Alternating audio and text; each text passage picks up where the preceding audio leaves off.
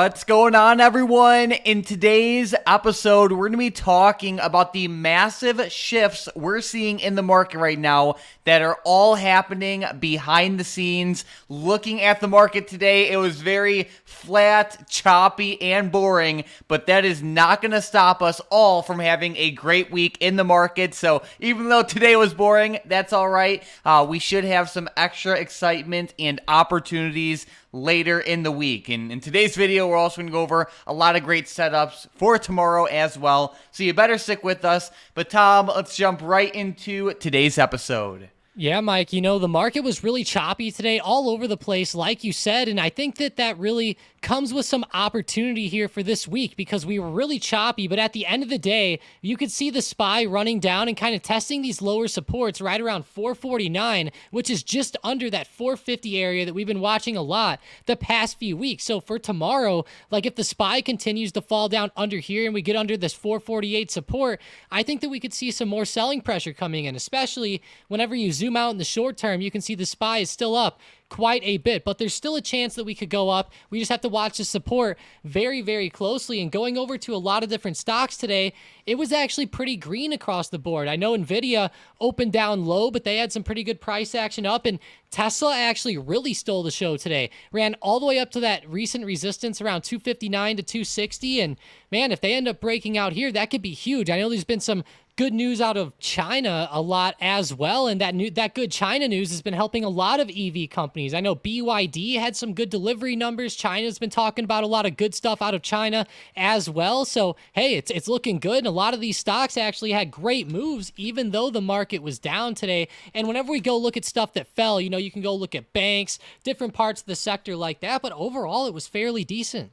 Yeah, no doubt. And looking at the chart of, let's say, SPY right now, it's been very strong over the past couple weeks and months, but we're now getting to that pivot point where it's like, things are starting to change. We have September, the worst month of the year. We have Jim Cramer saying he's bullish on the market, and that scares a lot of people, So looking at SPY, what's also worth noting is if we zoom out a little bit, maybe we go to like a weekly chart or daily chart, we can see that SPY is also making lower highs. So there was that first initial high in December of 2021. Then there was that second high in July of 2023. And then now we're kind of forming that third high. And if we do, that'll just be another bearish thing to watch out for in the market. So it's definitely important to pay attention to. But Tom, I will say this. I loved how you highlighted stocks like Tesla that, even though the market didn't do anything today, Tesla really was the star of the show. So that just goes to show you that even sometimes when the market itself is boring, you do have one or two stocks that,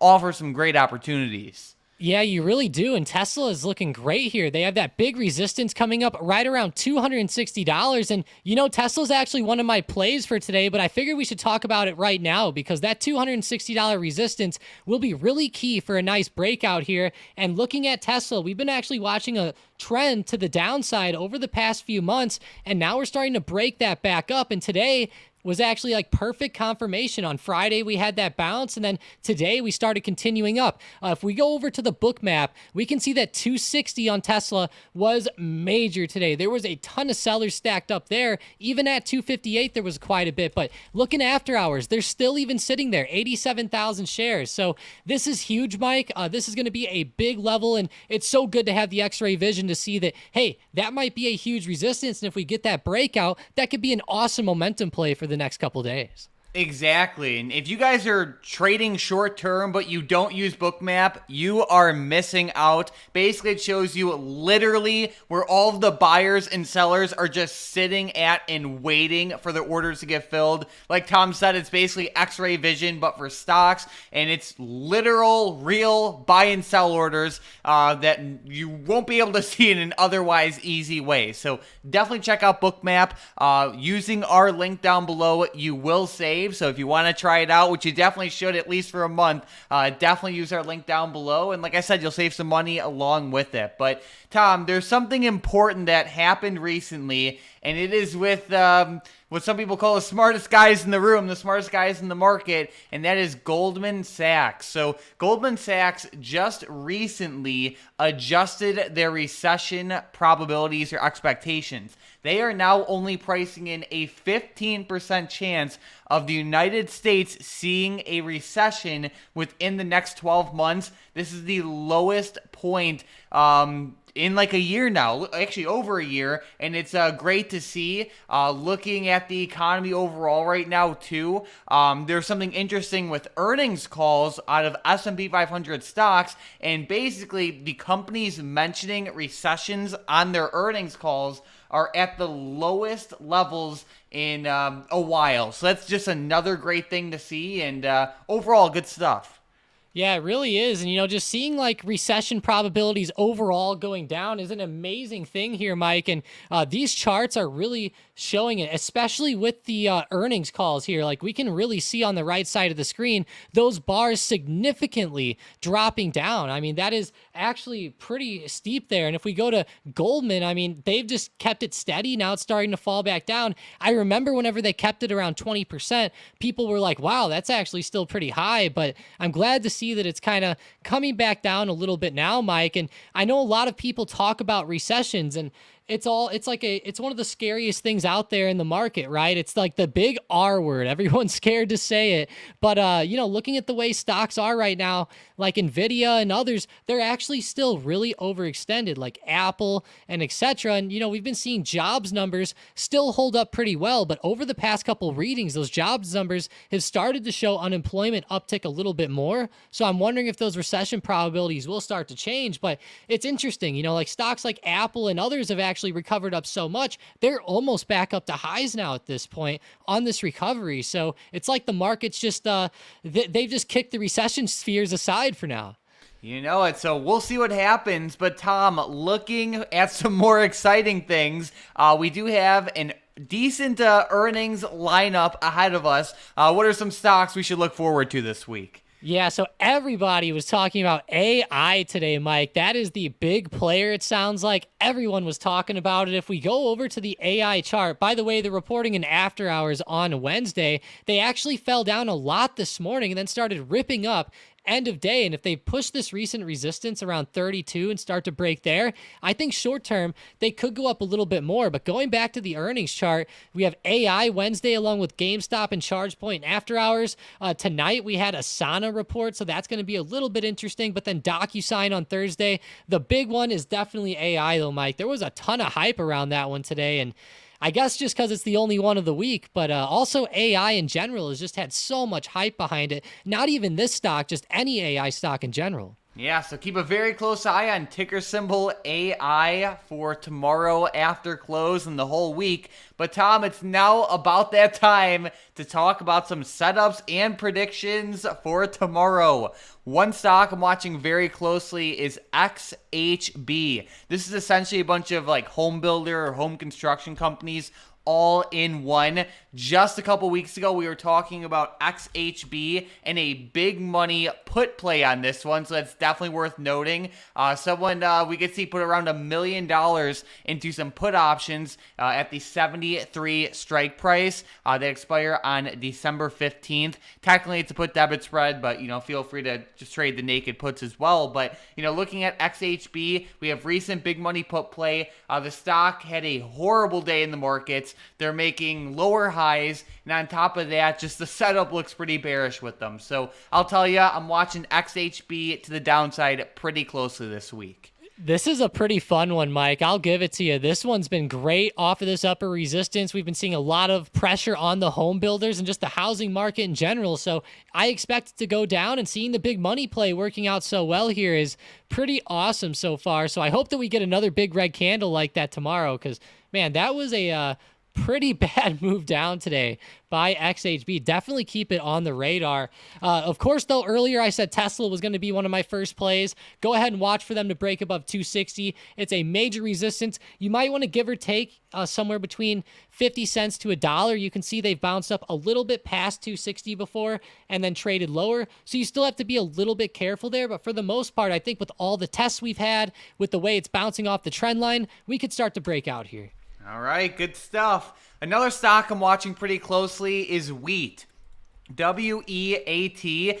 This is presenting an amazing risk to reward setup, in my opinion. Looking at WEAT, it's at some very, very low levels. It exploded to the upside when Russia invaded Ukraine because, obviously Ukraine being one of the largest producers of wheat in the world, and then getting invaded, that definitely puts a lot of pressure on the supply chain there. But looking at wheat right now, in my opinion, you can have a nice setup where it's like maybe your stop loss, like right now the stock's at like $6, but maybe you have a stop loss right around like 580 or 575, and the profit target could be all the way up to 7 or even higher depending on how much you want to push it. Yeah, I think that's an awesome trade here, Mike. I mean, 7's awesome. There's a nice resistance around 740, 750 as well. So I do like this play. Risk reward's great. And, I will say this too. The energy plays themselves started really picking up today, like Oxy and others. And that's actually my next play is Oxy here. So I'll be watching energy stocks over the next few days. I wanted to say Oxy, CCJ, XOM, there's a few of them out there, but Oxy had a pretty good move. If they break above that high of day here, right around 66.90, I'll watch for a continuation. If we go to that daily, man, it has been really ripping up through that recent resistance of 65. So it's been nice on this breakout so far. Alrighty, sounds good. Well, Tom, it is now time for the momentum plays, and with today's first one, we have UAL to the downside. This one had a pretty rough day. Yeah, I noticed a lot of the airlines, cruise lines, everything had a pretty rough day in that regard, but go ahead and make them break down under $48.15, just under $48.20. Yeah, so they had a nationwide ground stop today, United Airlines, but it has been lifted already, so the stock's holding up for now at least. But yeah, that's just some relevant news with UAL. With the next momentum play, we have Intel to the upside. And Tom, Intel's moving in a way it just hasn't in a long time, and that's a good thing. I mean it in a good way. Yeah, exactly. I can't believe this one just keeps going up here. Go ahead and make them try to break above 37.40, right above that high of day there. I had resistance on the chart right around 37.20, so I'm not too surprised it fell down a little bit end of day, but definitely watch it at open. It seems like the past few days, those moves around opening have been pretty wild. All right, and then with the next one, we have Meta for both directions. Yeah, Meta's wild here, Mike. They have a big upper resistance. They're sitting right around $300. If they break out above 301.50, look at calls. That is a huge level. It's just above 300, and if they start running, I'm sure there'll be a lot of other stocks moving up as well. But if they end up falling under 297, then go ahead and look at puts. This one will be awesome both ways because it's right around that pivotal $300 mark. All right, so we have that downside level for puts, the upside level for calls on Meta, and then don't forget about Intel as well. They really are having a pretty nice run, so if they do break the upper level, we're watching them for calls. And then last but not least, don't forget about UAL with that downside level for puts. But it is now time for the big money $1.5 million trade of the day. And I think this one will truly surprise a lot of people. The big money play of the day was $1.5 million into Disney call options. So Disney is in the middle of one of its worst drawdowns that this stock has ever experienced.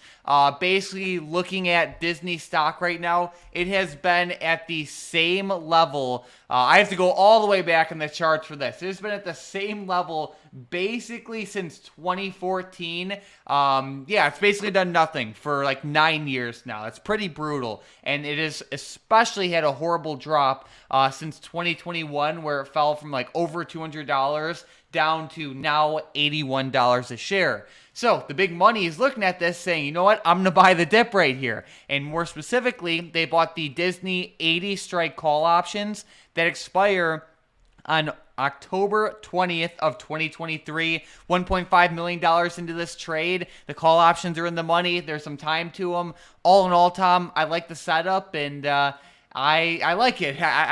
For the reasons I just said, it's at a historical low point, and I think the risk reward's pretty awesome.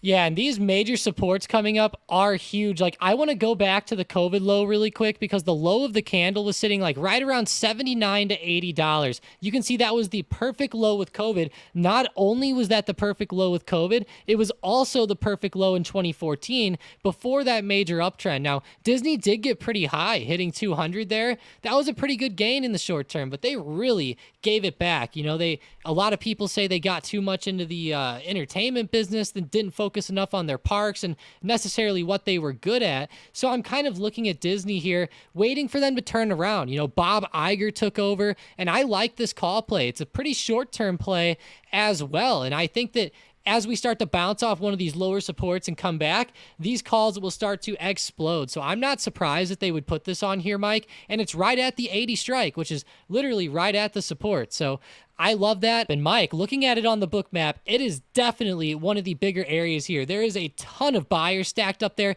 Even in after hours right now, there's still 34,000 shares. If I go over intraday at $80 and $80.10, I was seeing anywhere like 39,000 shares at 80.10 and 71,000 at 80. That's like 100,000 shares just stacked there. And I'm sure that if we hit 80, imagine that on all the screeners and stuff popping up, as that being on support and everything. I'm sure there'll be a lot more buyers coming in. So I love that, Mike. Another good look at it on the book map there, but it's a huge support that I think people are definitely sleeping on right now. And don't forget, they have Bet ESPN coming up, and those new Apple headsets should be pretty cool for Disney Plus as well. Very interesting. So following big money trades like this $1.5 million trade here can oftentimes be some of the best trades in the market because, for example, the trader behind this $1.5 million bet probably works at some giant hedge fund or, other big money institution, and you could basically follow their trade exactly. That's why we cover big money trades in every single nightly video. So if you want to see our videos recommended to you more often, you gotta subscribe. We talk about big money trades every single day, as well as important news and solid setups for tomorrow. So join the Stocked Up crew. Don't hesitate. But Tom, I feel like, we're at a very pivotal point in the market right now, whether we're looking at SPY or some of these other big tech stocks where, we're starting to see a little bit of choppiness come in, but I don't think that's a bad thing, right? Like, sometimes when we see, trend changes, it takes a couple days for the market to adjust, and then a lot of times there's a lot of solid opportunities following the adjustment. So even though today's was pretty slow and Friday was a little bit slow as well, I really do think we're going to see some solid moves throughout the rest of the week. Yeah, and a lot of these setups are big. Like, even though it's choppy, like there's been a lot of tests of supports going on and different plays like that. And intraday, there's been a lot of opportunities as well. Like, you go look at Tesla and a lot of other stocks like that. There's been people talking about a ton of these amazing plays all day in Discord. So make sure you check out the link down below for the Discord as well. But yeah, Mike, I mean, there's some nice individual moves out there, and I'm really waiting for that SPY to just break that support. I think if we break that here, we'll start to trade a little bit lower, and maybe SQQQ, SPXS, and UVXY will start to become fun again. Uh-oh, those are the good times. So hopefully that happens. Last but not least, I want to give a giant shout out to today's member of the day, which is Min Tran SG in the Stocked Up Discord. You've been in the chat for around a couple months now, we could say, and you've been an amazing member the whole time you've been here. So I want to give you a huge shout out today. Tom and I really appreciate you. But all in all, guys, let's have an amazing week in the markets.